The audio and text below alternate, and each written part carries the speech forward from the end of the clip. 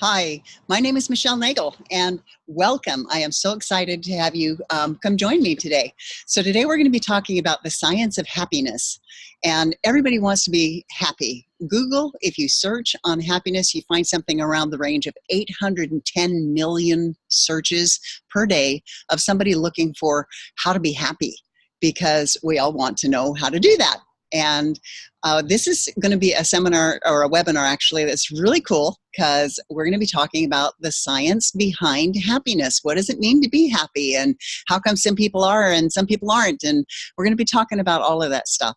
So I'm really glad that you came and joined me today, and we're going to get started. So what I'm going to do is I'm going to share my screen with you so that you can see the PowerPoint. So I'm going to go away, but you'll still be here, and it takes me just a couple of little tweaks to do that. So give me a second, and I will see what I can do to get this done here. Okay, share my screen, and here's the PowerPoint, which is taking its time. Of course, Murphy's Law is like this. Why do we do this? Okay, share that and start. Play from the start. And okay, so there we are, the science behind happiness. And one more little step that I have to take is, there we go. Okay, so the science behind happiness.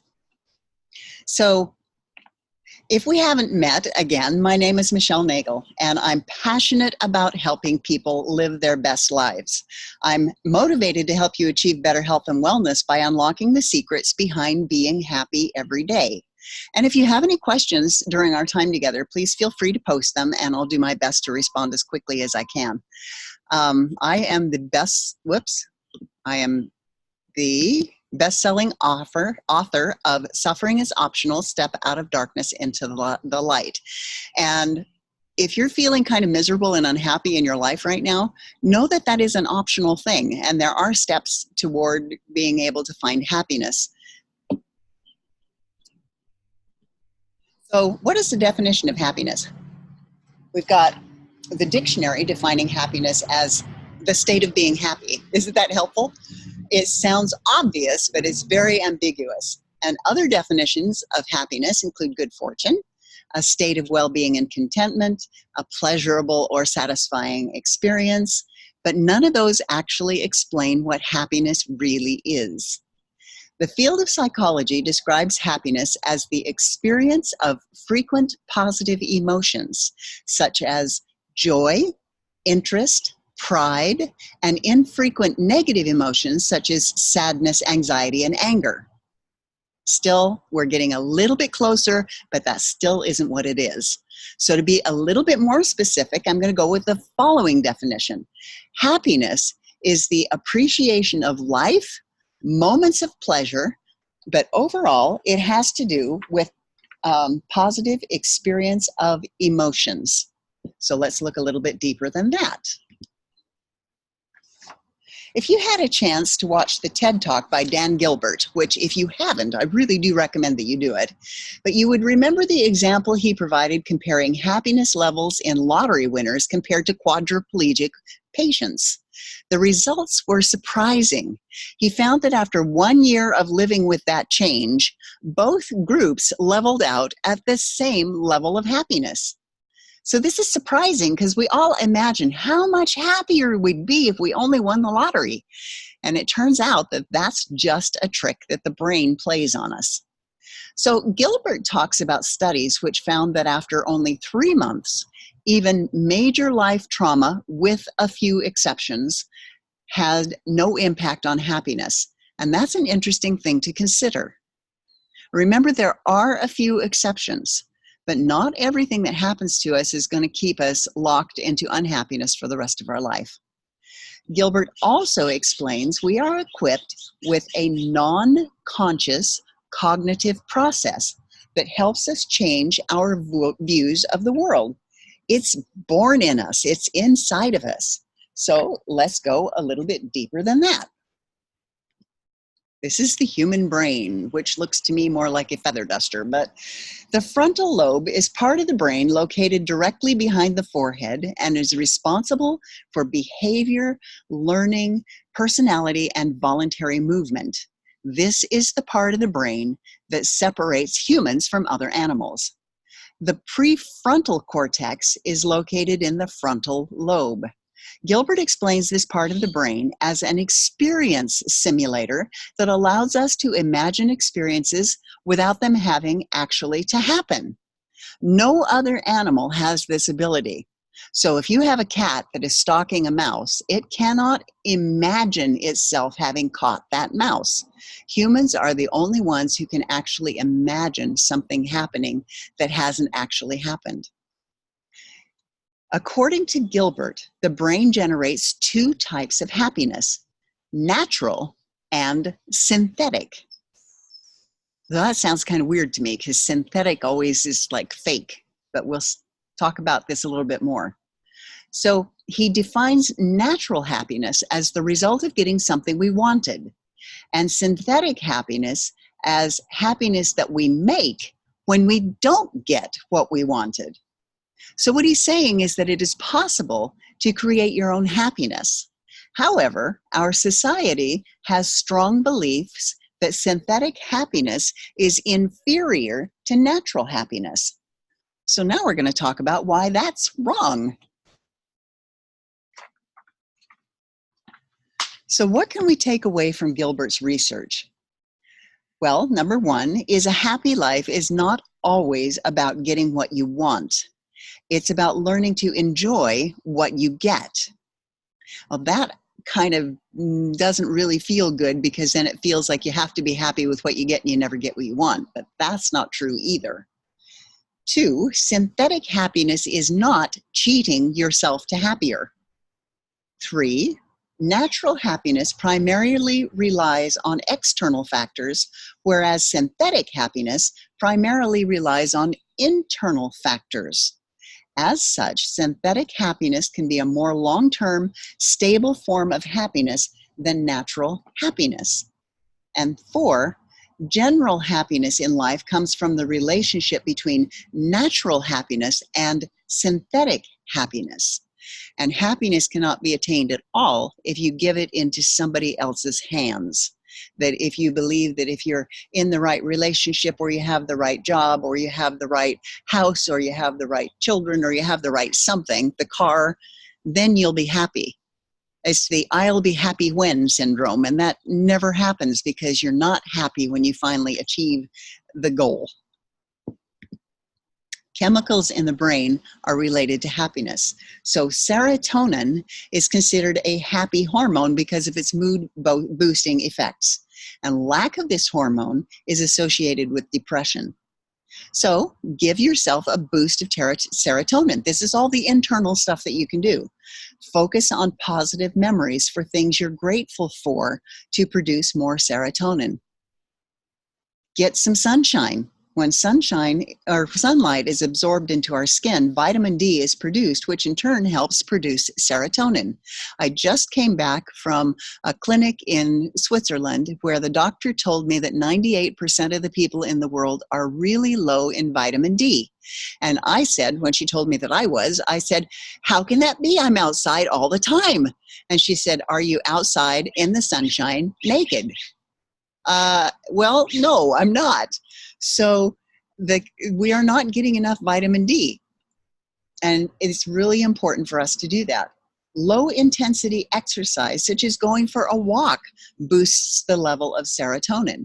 Now, what have I noticed about sometimes? So one of them is internal, the focusing on positive memories. That's something that comes from within you. And two, getting more sunshine, that's outside.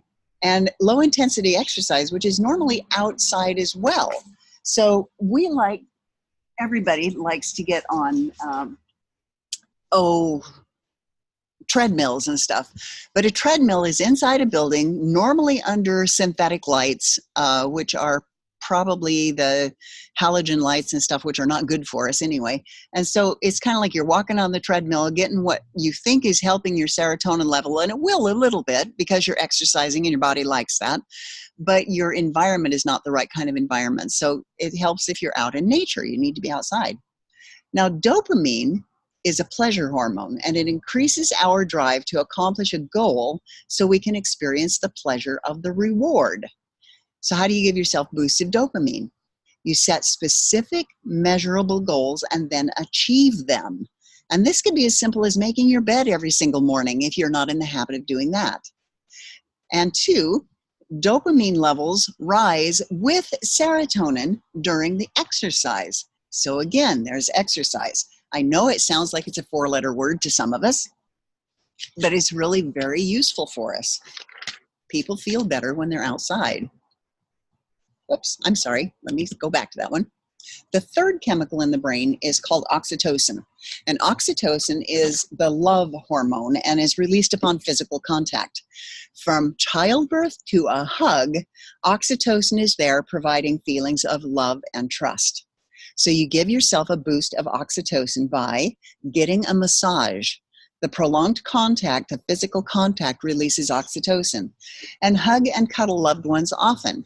Well, if you don't feel that you have a loved one that you can hug and cuddle with, it really is good to take care of yourself by getting that massage. Currently at the moment, I live alone. I have a dog that I cuddle with. I cuddle with my grandchildren whenever I get the opportunity, and my children are very good at giving me hugs, but occasionally I have to pay somebody, a masseuse, to give me a massage so that I can have that boost of oxytocin. And every single time I get off that table, I give her a hug, and it improves immensely the way I feel. So, what does 75 years of research tell us? Okay, hang on a second.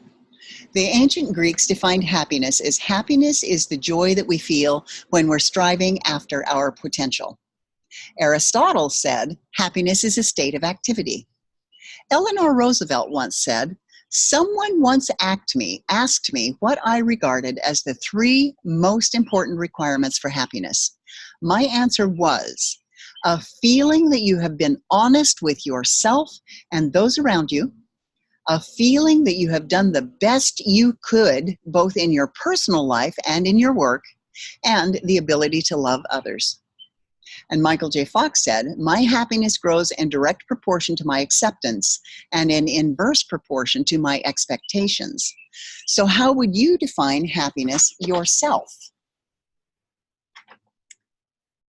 75 years of research tells us that the director of the Harvard Study of Adult Development, Robert Waldinger, shares findings from that study that's been going on for 75 years in the making since 1938 with a group of Harvard College students. The study has evolved to include more participants, and every 2 years, a research group conducts interviews, obtains medical records, and completes brain scans. Waldinger states, "The clearest message that we get from this 75-year study is this: good relationships keep us happier and healthier, period." So the three main lessons learned from the study are about relationships. One, the more socially connected someone is to family, friends, and community, the healthier and happier they are. People who are isolated suffer from poorer health and are less happy. Community can save you. Two, the next lesson learned is regarding the quality of those relationships. Someone can be in a crowd and still lonely.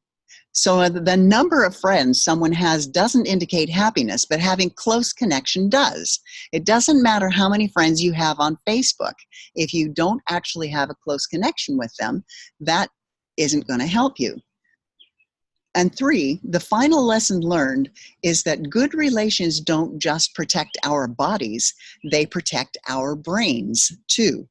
So there's been studies that have shown that those individuals who have become isolated are more prone to developing Alzheimer's disease, which then shuts you into a box, and it's a horrible thing. My mother suffered from that.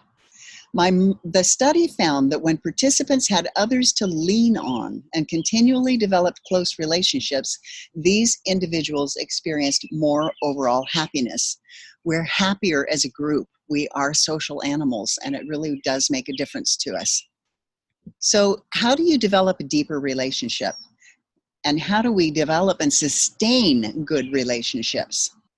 This can be as simple as replacing screen time with face time with the people you care about or are cultivating new relationships with. I know for me that the first time that I'm with someone, if they spend all their time looking at their phone, that's not a connection. If it's somebody that you've been with for a long time and they delve into their phone rather than delving into having conversations and connecting with you, that's a problem. So liven up a relationship by doing something new together. Develop something new. Do something fun together. Reestablish date night or start a weekly game night with a group of friends. Reach out to a family member that you've lost touch with. Even those that you thought you didn't see because you couldn't get along with them or something. Time changes people, and maybe they're different. Maybe they've been working on themselves. Maybe they're much, much different than you thought they were, and give them a chance to show that they are. However, if it's a toxic relationship where you've been physically, sexually, emotionally, or intellectually abused, then that has totally different parameters around it. Try joining a group of like-minded individuals. So websites such as meetup.com are really great for meeting new people. And maybe you want to join a walking group or learn a new skill. Whatever you're interested in, simply type in that subject and find the meetups nearby. Gratitude is a great way to foster a happier disposition. Gratitude is, without exception, the highest, most positive vibration that scientists have been ever been able to track. It is the highest vibration. Robert A. Emmons, PhD, has been coined as the world's leading scientific expert on gratitude. His research findings show that people who regularly practice gratitude report experiencing more joy, pleasure, optimism, happiness, and higher levels of positive emotions. Emotions emphasize the importance of making a distinction between feeling grateful and being grateful. According to Emmons, feelings develop from the way we see the world, the thoughts we have about the way things are, and perceptions of the way we think things should be. Being grateful, on the other hand, is a choice. Gratitude provides a perspective from which we can view life in its entirety and not be overwhelmed by temporary circumstances. So, gratitude helps you in your ability to build up resilience and meet and face life's challenges. So let's look at techniques for becoming more grateful.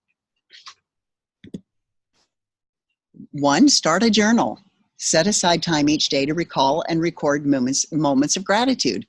Do your best to make it so that it's not the same gratitudes you had yesterday. And some days, on the bad day, if all you can come up with is, I got up and got dressed, congratulations, that's awesome. You can be grateful for that. Number 2, reflect on these questions. What have I received from blank? What have I given to blank? And what troubles and difficulty have I caused? That's an interesting perspective. We sometimes fail to look at our responsibility in a failure of a relationship. 3, prayers of gratitude are considered in many spiritual traditions as the most powerful form of prayer. If you pray, how often do you express thanks? Or is it just a prayer of asking?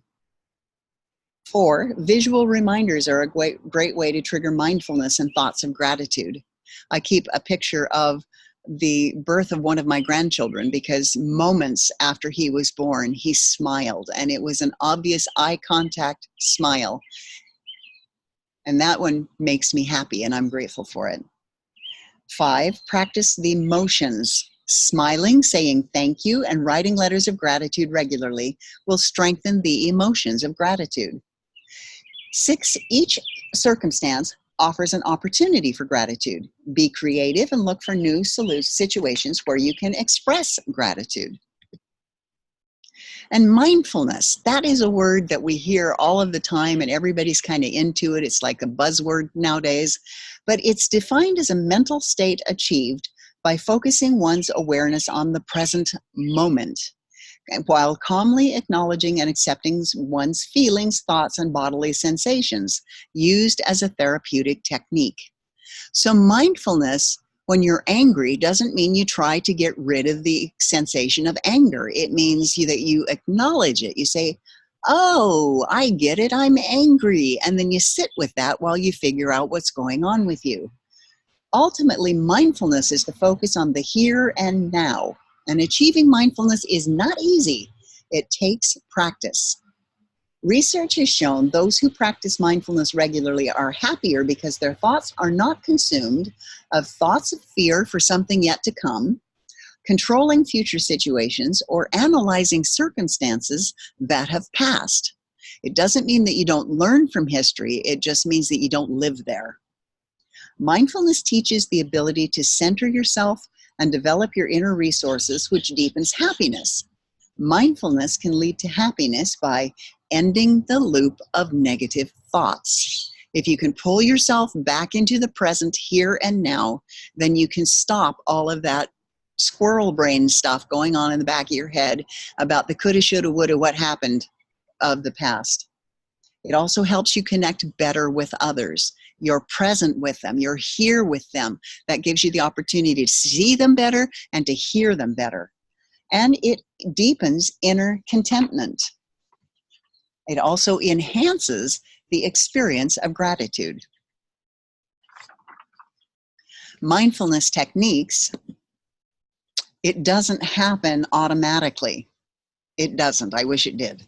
But with a little practice, we can retrain the brain. And try this exercise to get you started. This is a five senses exercise. The goal of mindfulness is to focus on the current moment. And this exercise will help you get started. Notice 5 things that you can see.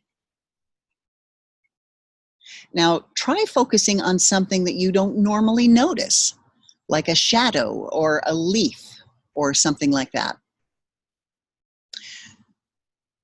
Got that? Now, focus on 4 things that you can feel.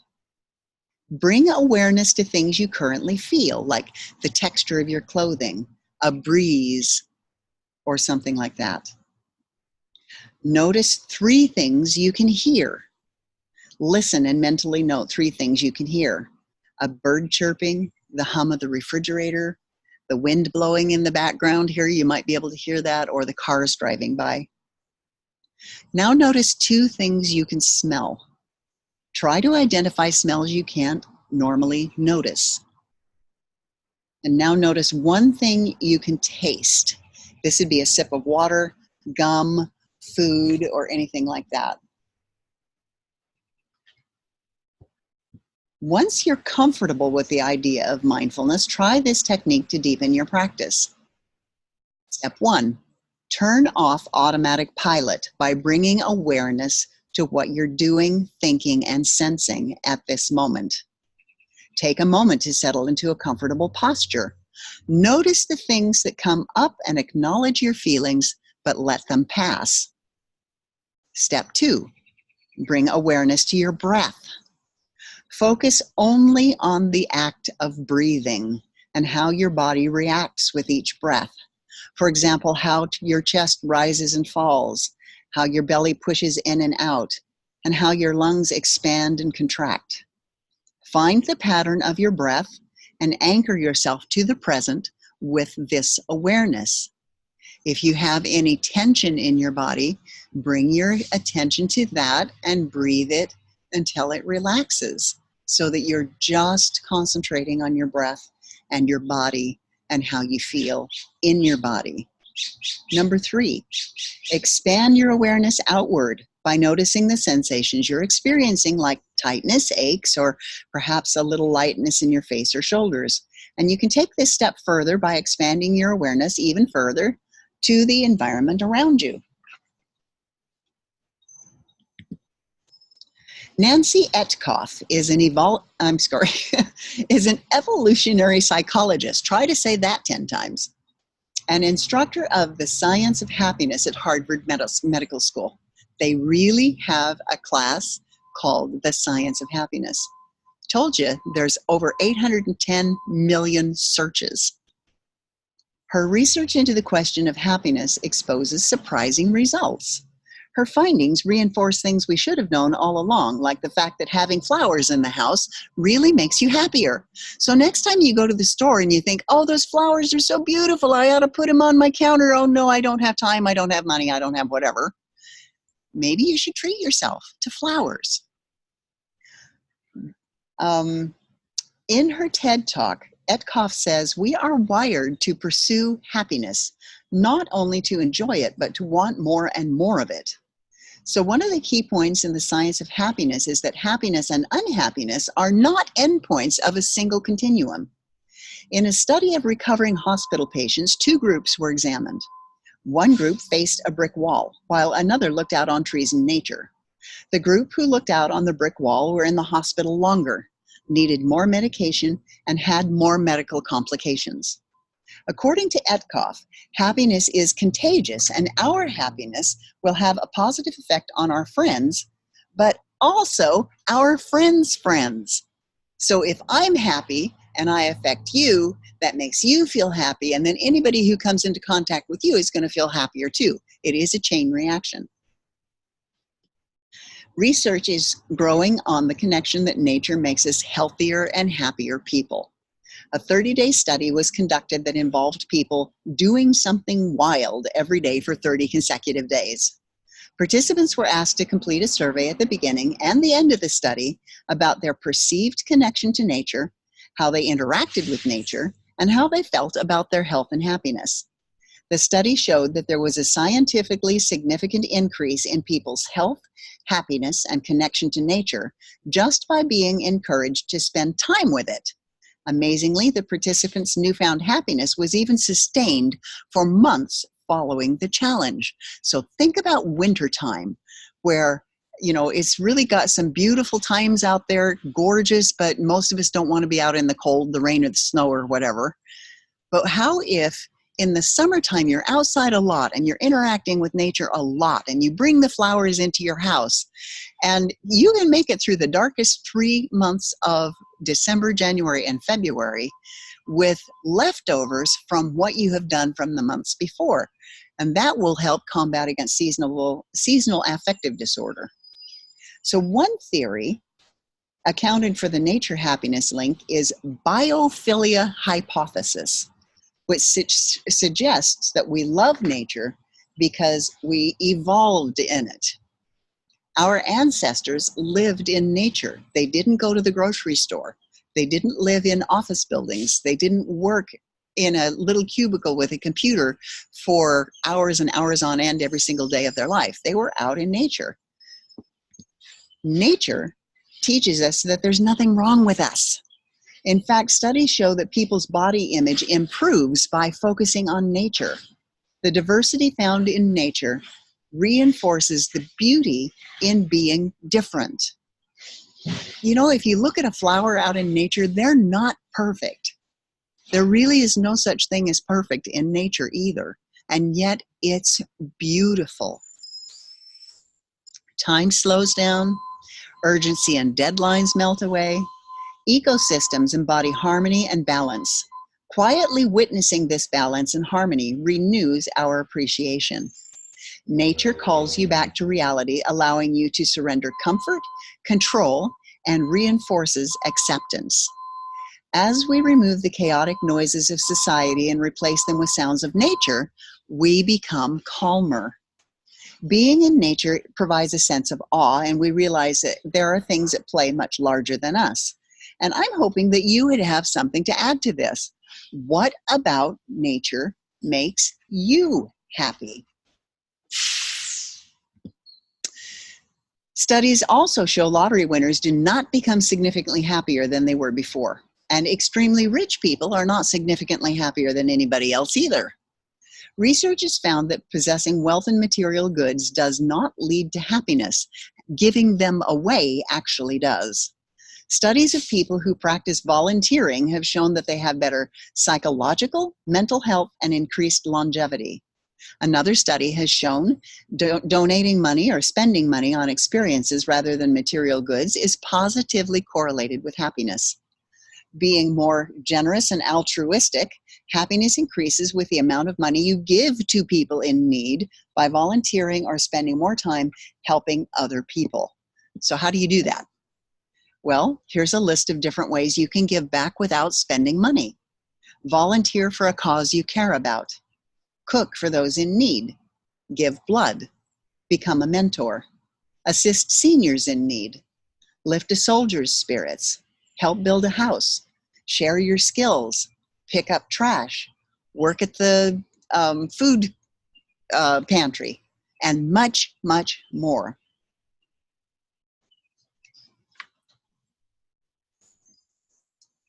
So some of our final tips.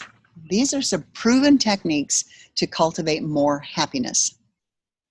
When something happens to you, savor the moment. Even if nothing is happening to you, savor the moment. Take control of your time.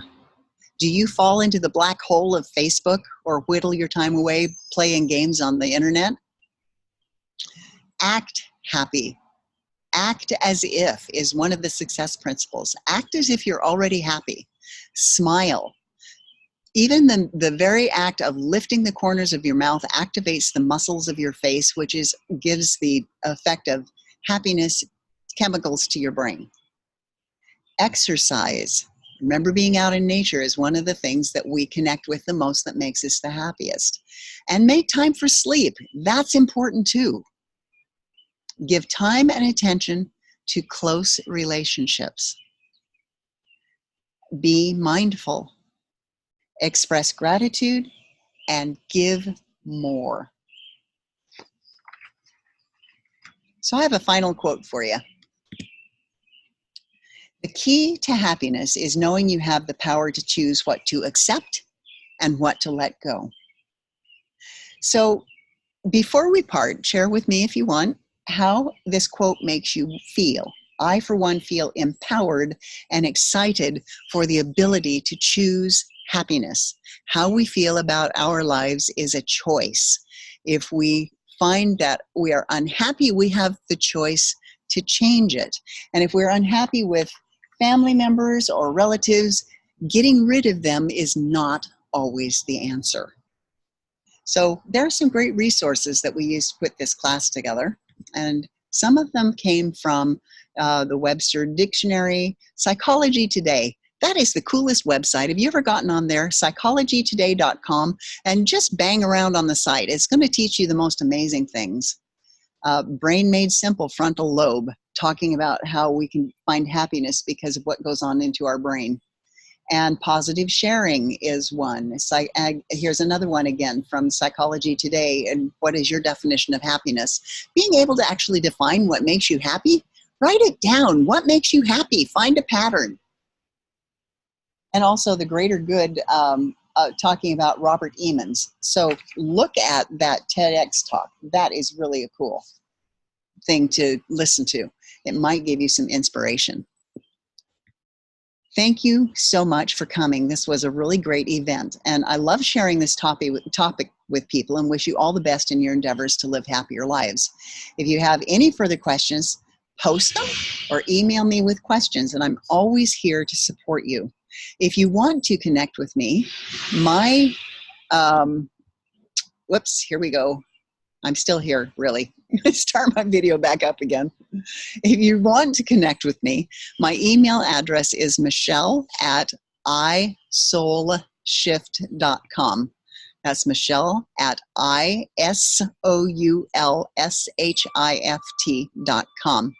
And reach out and connect with me. I would love to hear what you have to say about your thoughts about what happiness is.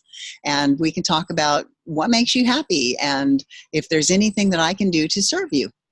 I would love to be able to do that. Thanks so much for joining me today. And may you have a happy day filled with love and filled with the people that you want to be around. Thank you, Andrea. Big hugs to you. You're my laughter yoga lady. I love you. Take care. Bye.